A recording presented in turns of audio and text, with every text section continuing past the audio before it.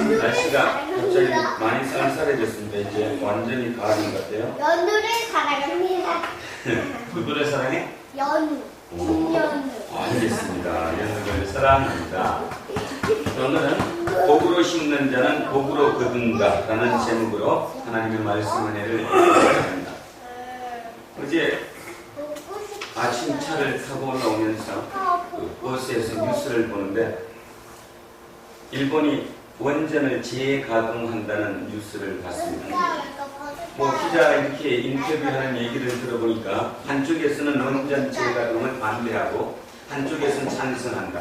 그런데 그 지역 사람들이 원전 재가동을 공약으로 내건 의원을 당선시켰답니다. 그렇죠?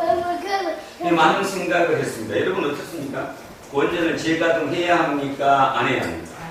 각자의마다 생각이 다 틀릴 것이고 아주 중요한 사실 하나는 뭐냐 하면 그 원전이 재가동됐을 때 물론 좋으면 좋지만 만약에 지난번처럼 후쿠시마 원전처럼 그런 문제가 발생한다면 인류는 모두가 죽는 거죠. 그런데도 불구하고 여기 모인 모든 사람이 겉으로 표현은 하지 않지만 양심의 손을 가득 얹고 생각하면 그래도 가동되는 게 나한테 더 편하잖아요. 전기도 쓰고 냉장고도 쓰고 TV도 보고 전기도 없으면 못 쓰니까 내 불편함은 싫거든요. 다시 얘기하면 내 편함 때문에 나의 편함 때문에 공의는 저들리로 가도 된다는 것입니다. 아주 중요한 얘기죠. 여러분이 믿는 하나님이 누구십니까? 나의 하나님이십니까? 아니면 우리의 하나님이십니까? 아마 대부분 어떤 사람은 말로 이렇게 합니다. 우리의 하나님이시라고. 그러나 깊이 생각해보면 대부분의 하나님이 나의 하나님입니다. 나의 편함만 있으면 되고 나의 불편함만 사라지면 되는 겁니다. 전체를 위해서는 필요 없다는 거죠. 원전 문제 똑같습니다.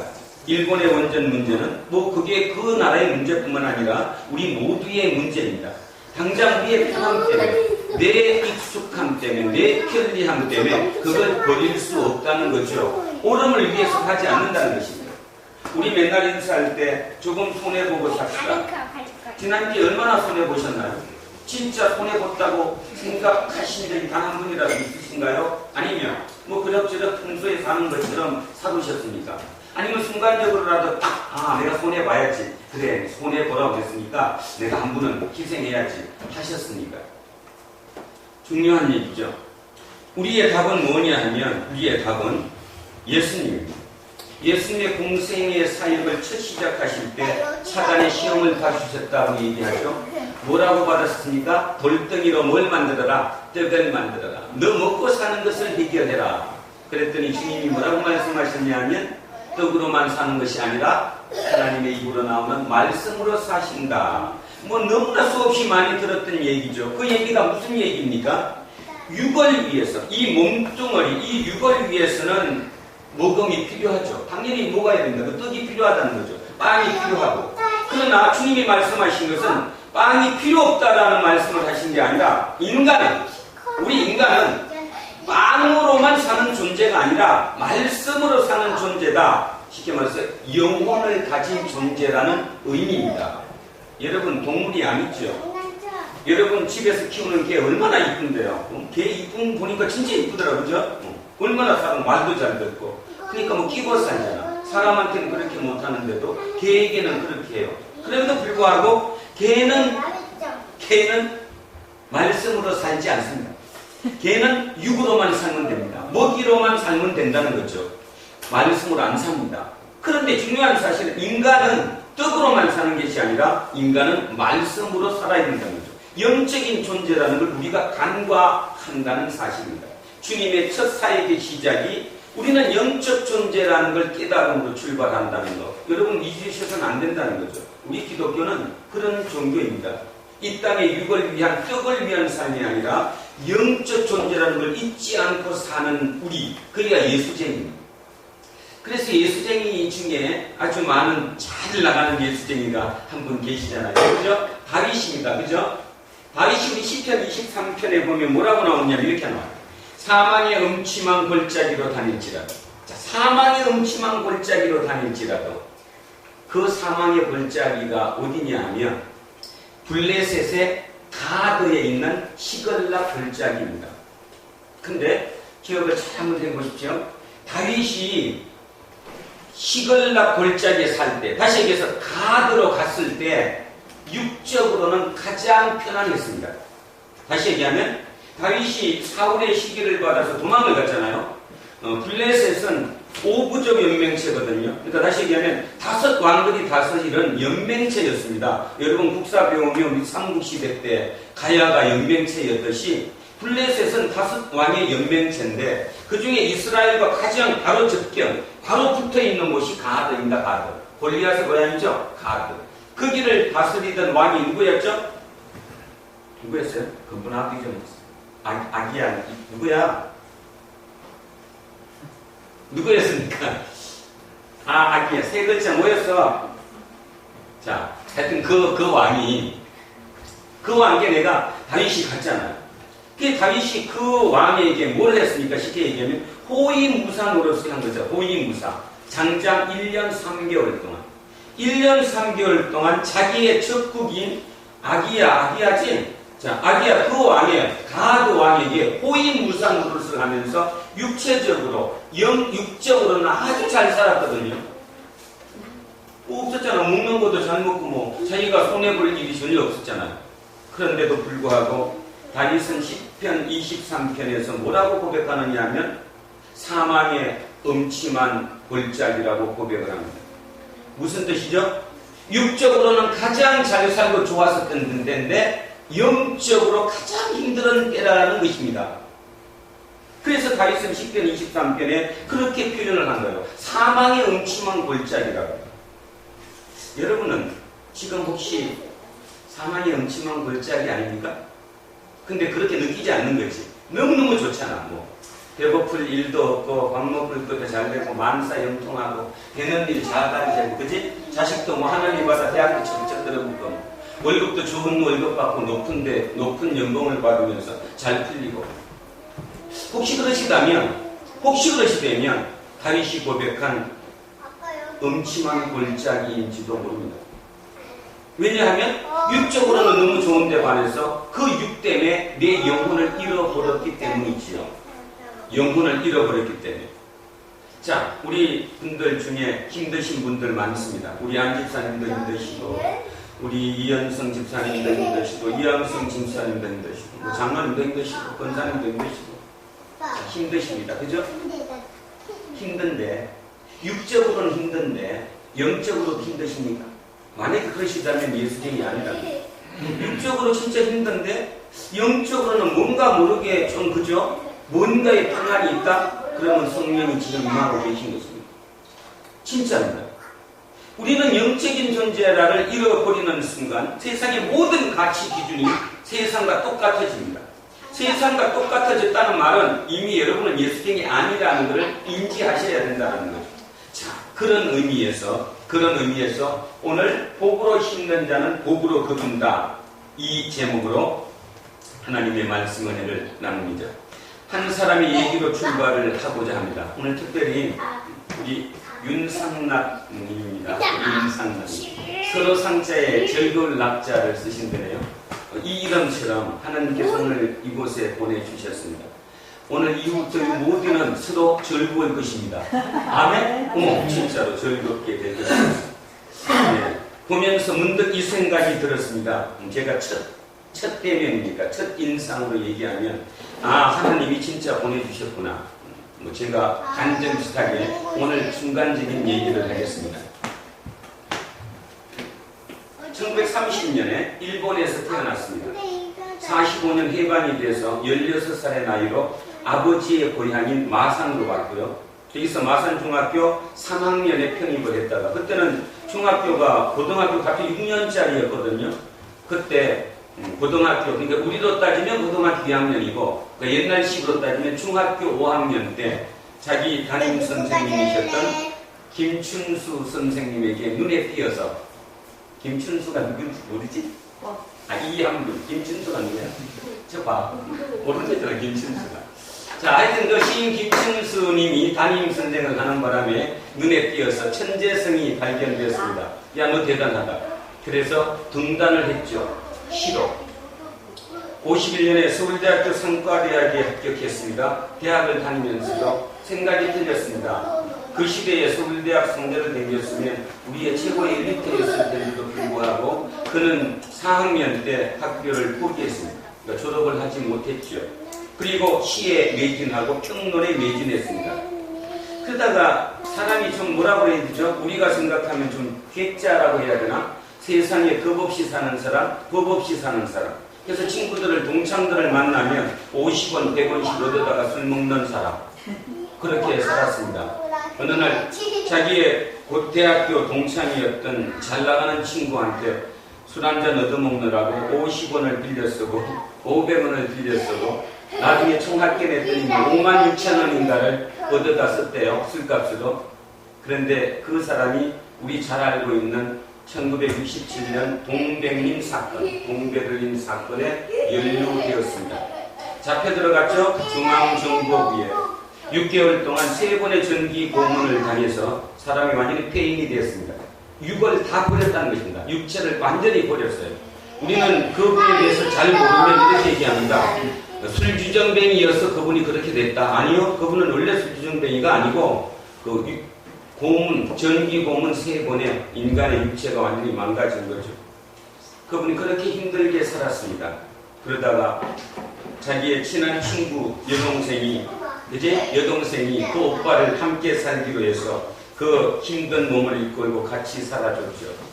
그분이 쓴 시, 제가 두 번째로 좋아하는 시입니다. 첫 번째는 빼고 일단 두 번째로. 자, 시편 뒤에, 여기 뒤에, 주보 뒤에 제가 써놨습니다. 귀참. 왜 오늘 이 얘기로 출발을 했냐 하면, 제가 어저께 이걸 준비하면서 했는데, 오늘 딱 우리 윤상락 선생님을 딱 들어보는 순간에 이 천상병님의 모습이 떠올랐습니다. 제가 굉장히 많이 떠올랐어요. 참 죄송스러운 말씀인데 너무 많이 떠올랐습니다. 어저께 제가 밤 12시에 결국 이 문구를 찾아서 이거 주보를 복사를 했습니다. 다른 걸 넣었다가 다른 걸로 바꿔치기를 했어요. 아, 이 얘기를 해봐야 되겠구나. 자, 이분입니다. 금방 얘기했던 그렇게 고통 속에 살아왔던 이분이 이 고백을 한번 일단 먼저 보십시오. 제가 읽겠습니다. 나 하늘로 돌아가리라. 새벽빛과 닿으면 쓰러지는 이슬 더불어 손에 손을 잡고 나 하늘로 돌아가리라. 노을빛 함께 단 둘이서 기슭에서 놀다가 구름 손짓하면은 나 하늘로 돌아가리라. 아름다운 이 세상 소풍 끝내는 날 가서 아름다웠다고 말하리라. 아멘입니다. 제가 뭔 얘기를 하고자 하는가 하면 그 삶을 살았던 그 입에서 어떤 이런 고백이 나올까라는 것에 대한 초점입니다. 그렇다면 오늘의 말과 맞죠? 자, 뭐 말이냐면 육적으로는 너무너무 힘들었지만 이분은 영적으로 풍성했다는 사실입니다. 영혼을 믿었다는 것입니다. 자기가 돌아갈 고향이 어딘지 알았다는 것. 자기는 하늘로 돌아갈 존재라는 걸 알았기 때문에 이분은 그것을 이겨낼 수 있었다는 거죠. 여러분, 지금의 삶이 각자 너무너무 어려우시겠지만 저 또한 어렵습니다. 그럼에도 불구하고 과연 지금 이분만큼 우리가 어려운가에 대해서는 한 번쯤 반문해 보셔야 합니다. 그렇다면 진정한 예수쟁이가 뭘까? 예수님이 이 땅에 오셔서 우리에게 주고자 하는 메시지가 뭘까를 깊이 생각해야 하는 겁니다. 뭐죠?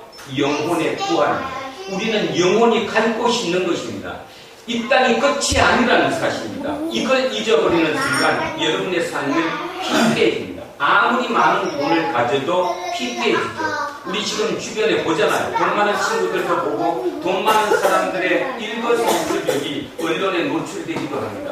과연 그들이 행복해 보이시는가요? 여러분이 없으니까 그렇게 보이겠죠?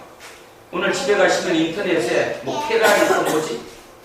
3억차 페라리하고 뭐 같이 막 부딪힌 그 20대 후반 30대 초반의 그 부부 그 행적을 한번 보십시오. 그 인간인가? 차를 3억짜리를 타고 다니면 뭐하냐고. 그런 면에서 우리는 진짜 기억해야 될 게 예수를 믿으면서 내가 추구해야 될 게 뭔가를 진정 기억하시랍니다. 예수님이 하신 말씀 그대로 먼저 그의 나라와 그의 의를 구하는 게 먼저지 먹고 사는 것이 육이 먼저 아니라는 사실입니다. 육이 먼저 아니라는 사실을 인지하시면 주님의 말씀을 확실히 믿을 수 있습니다. 아, 하나님의 말씀이 우선이구나. 나는 영적인 존재니까 내 영이 튼튼해지면 내 육적인 문제도 충분히 커버할 수 있다. 해결이 된다고 믿으시면 여러분의 삶은 가지지 않았더라도 풍성하게 살 수 있습니다. 그래서 제가 어제 이거를 놓으면서 우리 가정 한 명씩을 다 얼굴을 떠올리면서 기도를 했습니다. 근데 가만히 따져보니까 뭐 나부터 따져서 다 행복한 조건을 가진 사람들이에요. 특별히 따지면. 그죠? 솔직히 권사님 그렇죠? 물론 힘드시긴 하지만 그 정도 힘듦 갖고 내 이 영혼을 잃어버릴 만큼은 아직 아니라는 겁니다. 이분은 영혼을 잃어버릴 만큼의 고통 속에 있었는데도 불구하고 자기 고백이 돌아가겠다라고 나오잖아요. 그리고 뭐가 나와요? 이 소풍이 끝나는 날 아름답게 간다라고. 아름다우느라고 하나님께 고백할 수 있다면 우리는 새바랬습니다. 그렇다면 나는 행복할 수 있는 거예요. 행복할 수 있죠. 행복은 돈으로 절대로 오지 않습니다. 물론 전혀 없으면 안 오겠지만 그것이 우선이 아니라는 거죠. 예수가 우리에게 가르쳐주는 건 이것이라는 것입니다. 이것만 제대로 된다면, 이런 예수쟁이가 대한민국에 600만 명만 된다면 이 땅은 진짜 살만한 천국이 되죠. 그런데도 오늘도 많은 교회에서 그렇게 하지 않습니다. 하나님께 기도합니다. 주세요. 내 거 해결해 주세요. 그렇지? 일단 우선 그거부터. 그러다 보니까 문제가 여기까지 왔는데도 불구하고 아직도 깨닫지 못하는 자들이 너무 많다는 사실. 이런 설교를 하면서도 제가 누누이 얘기하지만 일단 개인적으로 저는 너무너무 감사합니다. 저한테 이런 깨우침을 주신 그 분께 대해서 감사하고, 두 번째는 그 환경으로 몰아간 곳에 대해서 감사하고, 그죠? 내가 만약에 조금만 더 여유 있고 남들 교회처럼 진짜 목사는 목회의 목숨 걸어야 된다, 새벽 기도부터 얘기만 붙들고 있으면 된다, 그 길을 쫓아갔다면 아마 지금 이런 설교 죽어도 못할 겁니다. 진짜로. 어쩌면 맨날 부둥켜 알고 여기서 울고 있을지도 몰라요. 하나님이 어떻게 그럴 수 있냐고. 아니라는 겁니다. 우리 웃을 수 있잖아요. 영적으로 좋을 수 있잖아요. 지금 행복할 수 있잖아요. 지금 모두 다. 안병관 집사님 행복하시죠? 네. 그럼요. 그럼 지금 그거 다 우리 되기 위한 것이기 때문에 충분히 행복을 느낄 수 있다는 사실입니다. 오늘 예수님은 그거를 말씀하셨고 그 예수님의 진리를 정확하게 파악한 사도 바울의 고백이 오늘의 고백입니다. 오늘의 고백은 미리 얘기를 먼저 하면 이 얘기죠. 사도 바울이 고린도 교회에 편지를 보냈잖아요. 눈물의 편지를 보냈는데 그들이 그 편지를 읽고 회개를 했어요. 아, 우리가 잘못했구나. 그 돌아온 사람들에게 다시 뭐를 했느냐 하면, 야, 연보해라, 연보. 그때는 글라우디오 황제의 시대였기 때문에 이스라엘이 아주 극심한 가뭄에 시달려가지고 예루살렘 공동체가 너무너무 힘들고 있었거든요. 그 힘든 사람들을 위해서 너네들도 힘들지만 십시일반 헌금, 연보를 해라. 그 연보를 먼저 하기로 한 곳이 어디였냐 하면 고린도 교회였습니다. 그래서 고린도 교회가 우리 예루살렘을 위해서 그 연보를 합시다 했는데 그 도중에 거짓 선지자들이 들어와서 완전히 풍비박산이 된 거죠. 문란해진 거잖아요. 그래서 그게 없어졌어요. 그런데 그 위에 있던 데살로니가 교회, 베레아 교회, 빌립보 교회, 우리 성경에 나와 있는 마게도니아의 교회들은 거기 아가야에 있는 고린도 교회가 큰 연보를 하기로 했다는 생각을, 그 얘기를 듣고, 야, 그러면 우리도 해야지. 그 극심한 가난 중에서 그들이 연보를 했다는 것입니다. 그 오늘 본문은 그거거든요. 바울이 이제 얘기하는 거예요. 야, 너네들 옛날에 이미 너네들은 1년 전에 하기로 했지 않냐. 그 1년 전에 하기로 한 그 얘기를 나는 너무너무 자랑스러워서 어디 가도 너네들 자랑했다. 고린도 교회가 그 힘든데도 예루살렘 본교회를 위해서 연보를 하기로 했다는 그거를 내 자랑으로 삼았고 지금도 자랑스럽게 얘기를 했다. 그런데 너네들이 갑자기 중간에 그런 어떤 풍비박산에 그런 어떤 문제가 있어서 스톱됐던 것을 이번에 다시 시작해라. 그래서 몇 명을 보내주 지난주에 3명을 기도하고 2사람을 더 뽑아서 3사람을 글로 보냈잖아요. 그 얘기가 오늘의 본문입니다. 자, 보냈습니다. 그러면서 뭐라 얘기했냐면 바울 참 대단합니다. 이렇게 얘기했어요. 내가 가기 전에 먼저 보낸 이유는 그 보낸 사람들 통해서 연보를 먼저 해라. 혹여라도 내가 이 마게도니아에 있는 이 사람과 동반해서 내가 그 길을 방문했을 때 그때까지도 만약에 연보를 안 하고 있다가 내가 가서 앞에 서가지고 우리 연보합시다. 그래갖고 연보한다면 그거는 억지다, 억지. 왜 억지냐 하면 솔직히 내가 앞에서 담임 목사인데 그치? 흥금하세요 그러면 다 하지. 다 당연히 하게 되지. 그러면 그거는 흥금이 아닌 이유가 담임 목사 때문에 한 거지 하나님 때문에 한 게 아니라는 거야. 그죠? 제가 예배 시간에 맨날 흥금에 대해서 얘기를 안 할 뿐더러 흥금에 관해서 뭐 별로 이렇게 그렇게 얘기 안 하는 게 중요하지 않다는 것이 아니고 흥금은 하나님께 하는 것입니다. 앞에 담임 목사가 흥금하자고 해서 하는 것이 아니고 여러분 자발적으로 얼마나 스스로 하는 것이라는 거지. 그것이 흥금이 돼야 되는 것이지 내가 만약에 가서 여러분 앞에 우리 연구합시다 그래서 했다면 전부 다 체면 때문에 내 얼굴 때문에 자기의 체면 때문에 이렇게 때문에 이건 연구가 아니다. 그렇게 오늘 얘기를 하고 있는 거예요. 그게 몇 절까지냐 하면 5절까지입니다. 자, 오늘은 6절부터 출발합니다. 자, 6절부터 출발합니다. 자, 이게 아주 중요합니다. 자, 6절. 자, 그래서 5절 제가 읽겠습니다. 그러므로 내가 이 형제들로 먼저 너희에게 가서 너희가 전에 약속한 연보를 미리 준비하게 하도록 권면하는 것이 필요한 줄 생각하였노니 이렇게 준비하여야 참 연보답고 억지가 아니다. 이제 이해가시죠? 억지가 아닌 거예요. 그죠? 그랬는데 6절.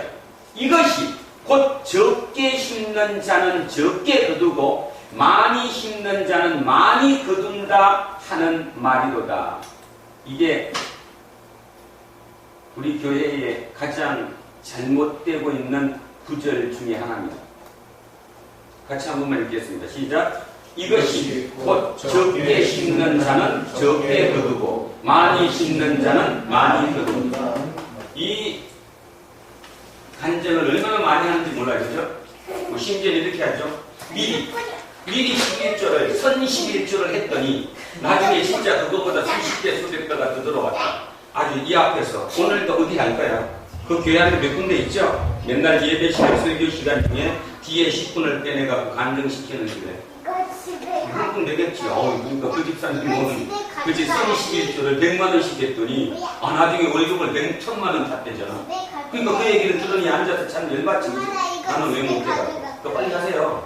지금 해도 안 늦어요. 바로 이 문구 때문입니다. 그러나 잘 들으셔야 합니다. 지금 여기 우리말로 번역된 적게 심는 자는 적게 거두고 많이 심는 자는 많이 거둔다는 이 말의 원 의미가 어디냐 하면 잠언입니다. 자, 성경 잠깐 넘기시고 자, 손으로 넣어놓으시고 잠언으로 갑니다. 잠언 11장 24절입니다. 잠언 11장 24절 922쪽입니다. 자, 구약성서 922쪽. 구약성서 922쪽. 잠언 11장 24절. 11장 24절.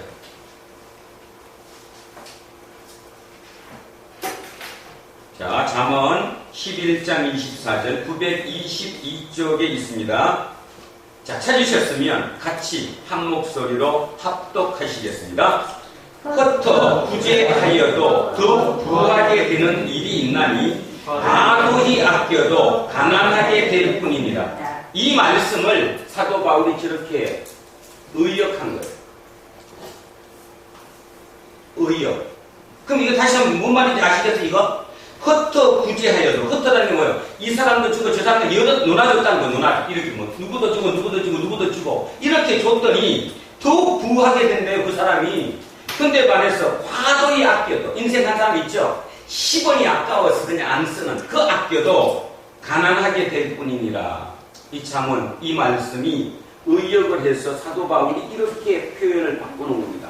적게 심는 자는 적게 거두고 많이 심는 자는 많이 거둔다. 뭔 뜻입니까? 인색하게 심으면 인색하게 거두고, 그죠? 그 다음에 성경책 가지고 계시면 지금 6절에 거기 많이 거둔다는 많이에 보시면요 4번이라고 적혀 있죠, 숫자로. 다시 고린도전서 넘어오셔서 고린도후서 9장 6절에 그 지금 많이 거둔다, 많이 심는 자는 많이 거둔다는 그기 많이 옆에 보시면 앞에 4번이라고 나와 있잖아요. 네. 그죠? 밑에 4번 내려가 보세요. 밑에 주위에 4번 내려가니까 헬라어로 뭐라 그랬어요? 복으로. 오역된 거죠?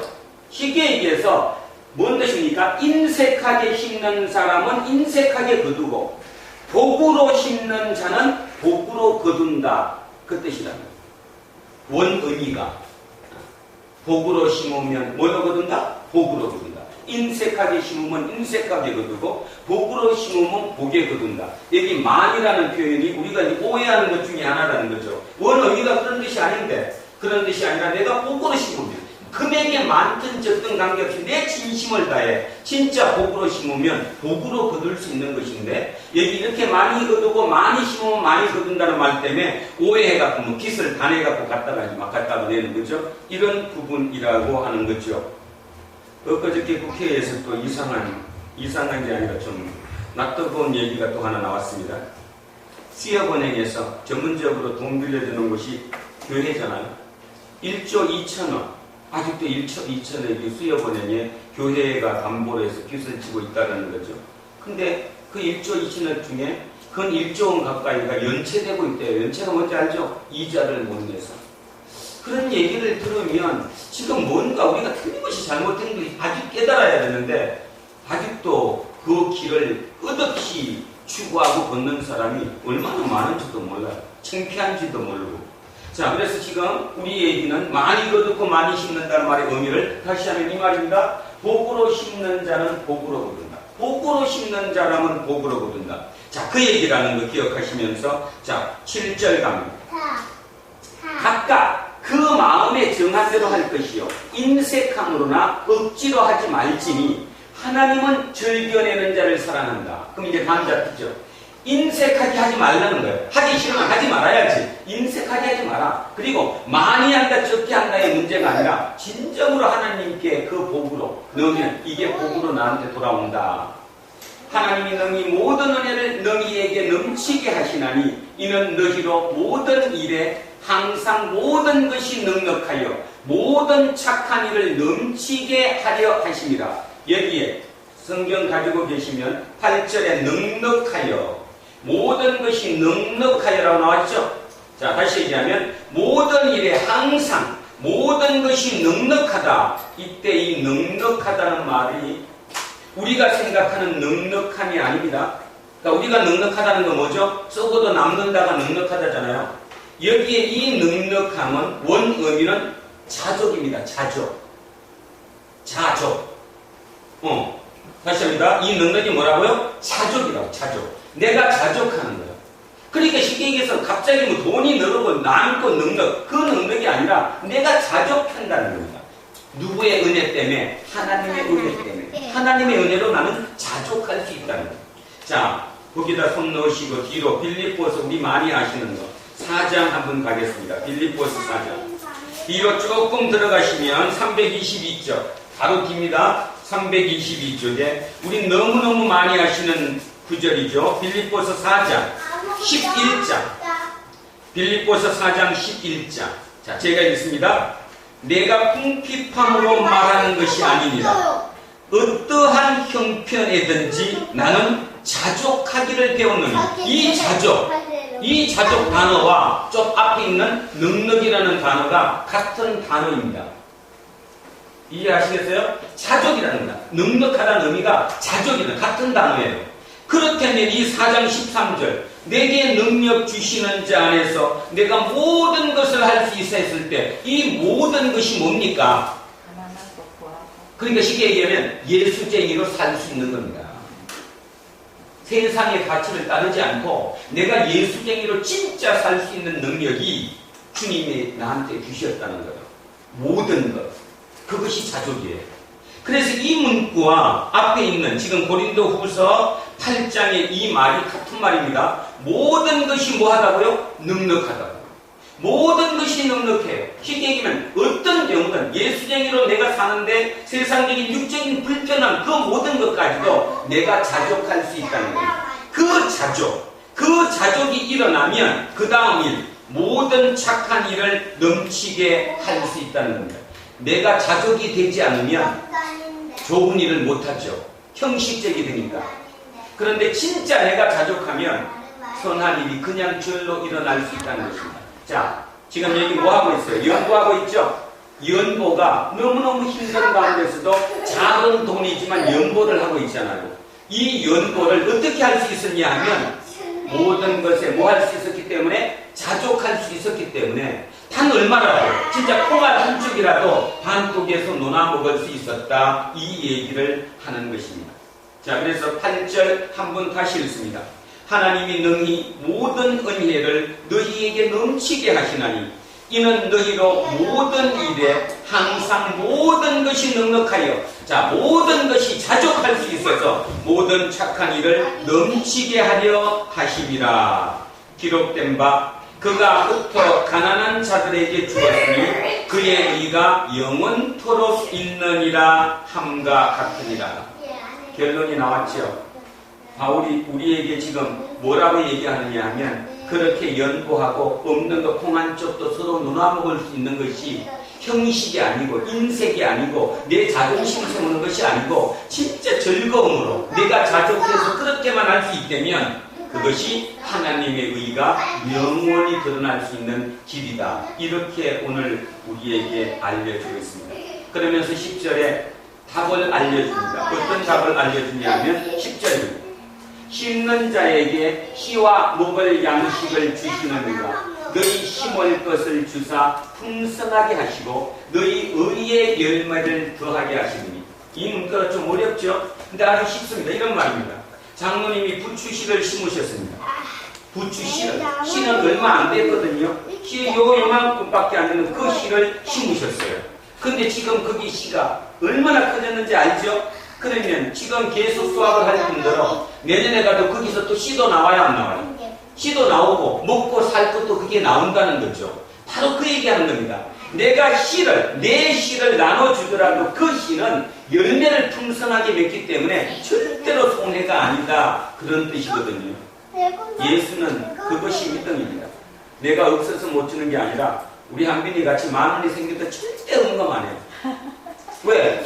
저는 손해보니까. 그 보면 꼴인데도 그걸 아무리 모르지. 이제 어느 날 알겠지. 아, 이 한빈 오늘 뭔 얘기 하는지 알지? 그 얘기 하는 거예요. 1,000원 벌었으면 500원 응금 내면 그 다음에 그 1,000원이 500원이 남은 게 5만 원이 된다는데 왜 그런 짓을 안 해? 못 믿으니까. 우리 요새들은 잘하지, 그지? 요새들은 잘해. 자, 바로 그 얘기를 하는 것이죠. 우리의 삶이 다 그렇다는 것입니다. 특히 이 문구를 보면서 어떤 느낌이 드십니까? 지금 세상 돌아가는 게 그렇지 않나요? 요새 재벌이 됐다고 얘기하고 새로운 대박을 얻었다고 얘기하고 새로운 기업을 일구는 사람들의 공통점이 뭐죠? 씨를 잘 뿌리죠. 그 씨를 잘 뿌려서 그 나머지 여러 사람의 도움으로 그걸 이루어가는 거잖아요. 우리의 오해는 뭐냐 하면 나의 하나님이 오해입니다. 오늘 하나님께서 떠나는 공동체 우리에게 주시는 메시지의 핵심 키포인트는 뭐냐 하면 나의 하나님이 아니라 우리의 하나님이 되게 하라.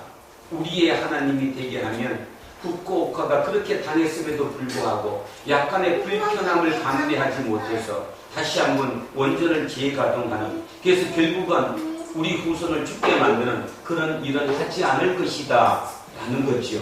그거를 국가적인 차원이 아니라 개인의 차원으로 돌려놔도 똑같습니다. 돌려놔도 지금 제 연배 나이의 사람들이 참 열심히 살았습니다. 열심히. 우리 부모님도 참 열심히 살았고요. 우리도 열심히 살았어요. 모든 일이 많았으니까.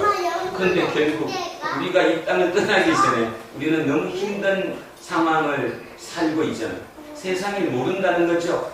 그렇다면 하나님이 오늘 말씀하셨던 것처럼 육의 존재가 아니라 영의 존재임을 잊지 않는 우리만이 진정한 예수쟁이의 삶을 살 수 있을 것이다. 아멘?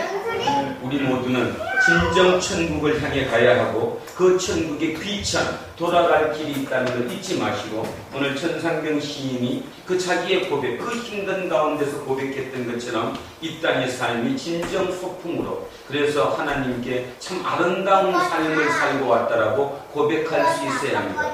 마무리를 하겠습니다. 소풍은 뭡니까? 소풍은 여행은 소풍이지요.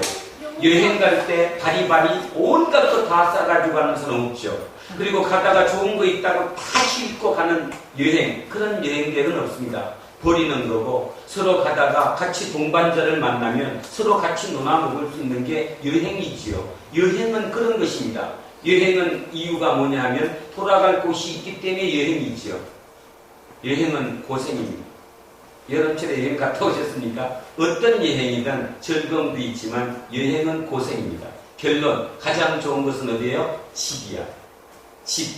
우리는 집으로 돌아가기 위해서 이 지구본에 여행하고 있다는 사실. 이 시인의 고백을 절대로 잊지 않는 저와 여러분 되시기를 주의 이름으로 축원합니다. 기도하겠습니다.